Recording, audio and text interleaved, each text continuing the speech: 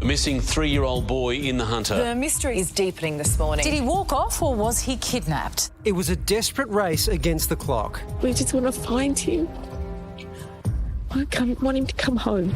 3-year-old AJ El-Falak has autism and is non-verbal. He rarely leaves his mother's side. This is the first time he's, I don't want to say wandered off, but something definitely more sinister has occurred over here. Kid just doesn't pick up and disappear.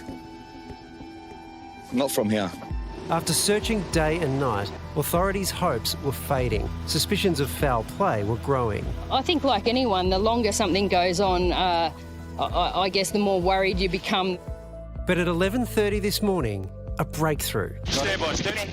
I've got the boy. A police helicopter spotted AJ in a deep gully on the family property. Soon after, a ground team made contact. This is the moment AJ's family found out he was safe. I found my baby. Oh. We found them, guys. And this, the moment they were reunited. My AJ. AJ. AJ, look at him, Mommy. AJ. Just clinging to Mum. As soon as he heard his mum's name, he opened his eyes, looked at her, and fell asleep. He's got some nappy rash. He's been bitten by ants. He's fallen over. He's alive. Exactly what happened over those 4 days is still shrouded in mystery. We have searched the area head to toe, SES with police. The first day it happened, I went around with the police. All of our inquiries are ongoing. But for the time being, a grateful family is counting its blessings. AJ's the bravest baby we ever had. We never seen a brave baby like that before. Oh, wow, he's alive. It's amazing. 10 News First reporter Michael Hammond has been with the family throughout the search. Michael, how emotional. Such great news this afternoon. How's AJ doing? Yes, indeed, some terrific news here. And AJ, I can report, is doing very well. He has a little bit of nappy rash. He has a few scratches. And there are a few concerns, slight concerns, that he has drunk some contaminated water. But apart from that, he is doing incredibly well. He's with his mum in hospital tonight. And when you consider what he's been through, this 3-day ordeal, well, it's incredible that he is doing so well. Do we know what happened? I know police were following some tip-offs. Did they lead anywhere?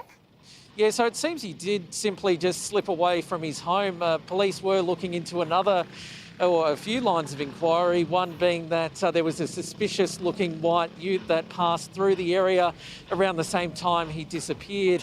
There was also a shack found about 1 kilometre from this search site, so that had a number of children's toys and illicit drugs inside it, and that obviously heightened concern, but fortunately it was a good outcome today. I mean, the shots from the helicopter of AJ just splashing his face with the creek water was just incredible. And you walked through the scrub to get to the site where AJ was found. Do you know how he could have gotten there?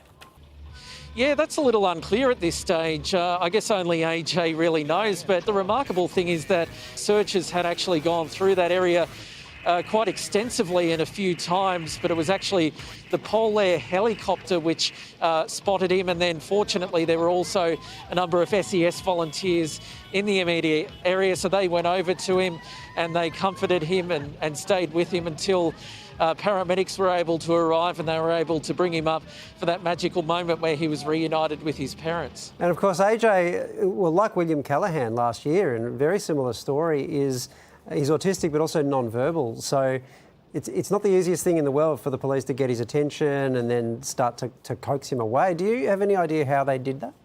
Usually in these situations you would have the volunteers out calling out AJ, AJ, but of course he wouldn't have responded to that. And so they really did need a lot of boots on the ground. They needed those eyes in the sky in the form of Polair, and that's ultimately what brought about this discovery. Well, Michael, great news today, and thank you for your coverage of it. We appreciate your time. Thank you. A very special day and a very happy outcome. Certainly the happy news everybody wanted. I mean, when that first happened on the weekend, the only thing I could think of was that tragic case of William Tyrrell on the Central Coast. Well, now you've got to think of William Callahan, don't you? Yeah.